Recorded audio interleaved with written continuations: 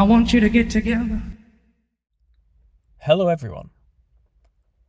In this episode of The Nephilim Looks Like Clowns, I want to expand on my previous work in which I examined the clownish Nephilim influence in the music industry, using the Gorillaz creator David Albarn and his debut album song for the Gorillaz, Clint Eastwood, as a case study example, in which a literal giant Nephilim clown ghost demon came out of the drummer.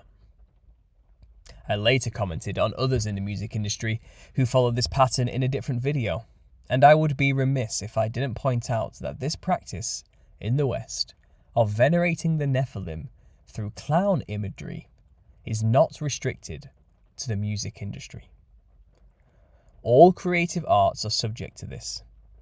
Today's a look into the fashion industry before I explore the modern art industry in my next video. I'll start by giving you a summarised biography of today's case study example. Leigh Bowery. Leigh Bowery was an Australian performance artist, club promoter and fashion designer. Bowery was known for his flamboyant and outlandish costumes and makeup, as well as his performances, though many would over-exemplify what this man contributed to the creative world with pretentious word salad fanboy ramblings. I would say the man was simply famous for dressing and acting like a perverted clown demon. As a fashion designer, Bowery had several shows exhibiting his collections in London, New York, and Tokyo. He has influenced several designers and artists and was known for wildly creative costumes, makeup, wigs, and headgear, all of which combine to be striking and often kitschy, as described by whoever wrote this Wikipedia article, though I would personally describe it all as horrifyingly satanic and Nephilim-esque at its core. He also designed costumes for the Michael Clark Dance Company. When that company performed at the Brooklyn Academy of Music in 1987, Bowery won a Bessie Award for his work on No Fire Escape in Hell. Based in London for much of his adult life, he was a model and muse for the English painter Lucian Freud. That's right, the grandson of the infamous psychiatrist Sigmund Freud. As a performance artist, he enjoyed creating the costumes and often shocking audiences. He first appeared at the Anthony Daffy Gallery in London in 1988. In a signature performance, he would appear on stage in outlandish drag or other costume, looking huge.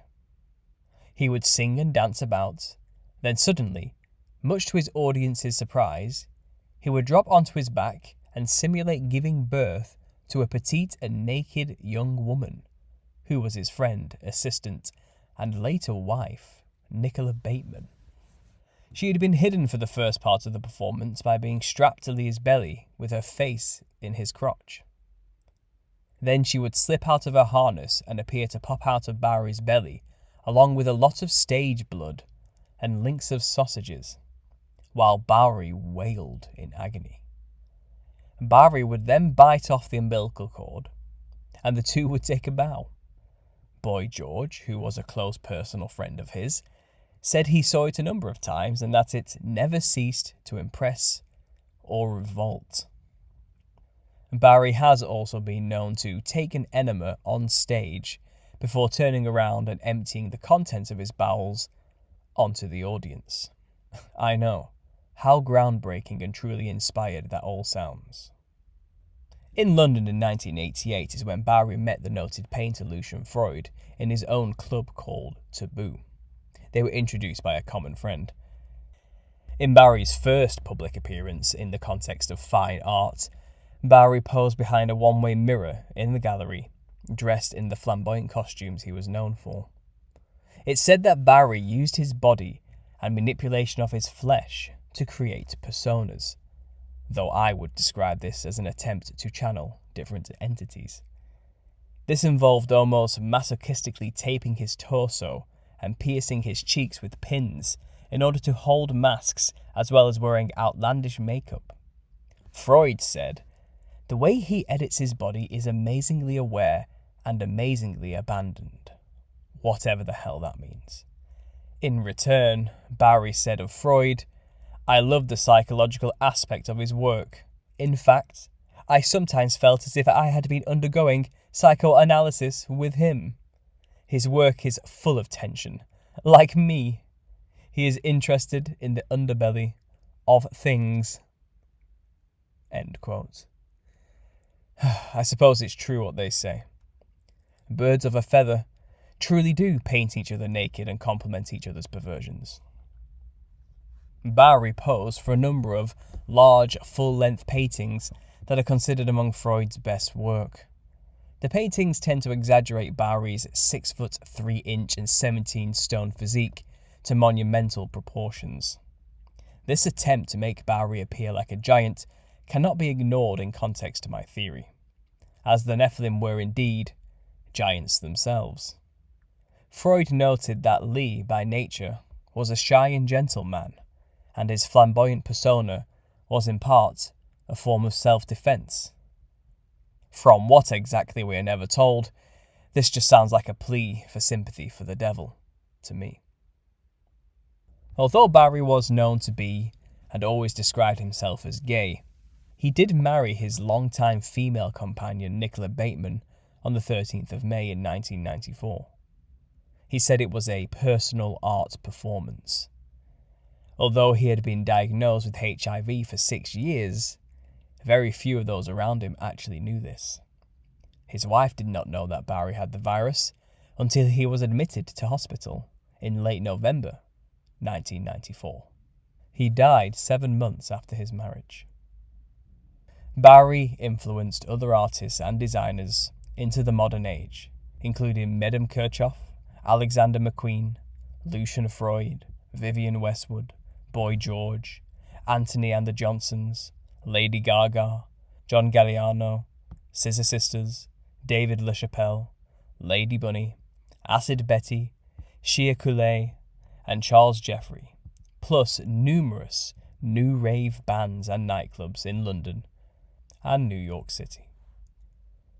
You can't observe any major fashion label, writer or designer who doesn't seem to hold Bowery in extremely high regard, as though his clown-like personas and costume designs should be considered the cutting edge in avant-garde creativity for the modern era, when all the man did was dress like a demon, spray his feces onto people in performances, and talk like an absolute weirdo.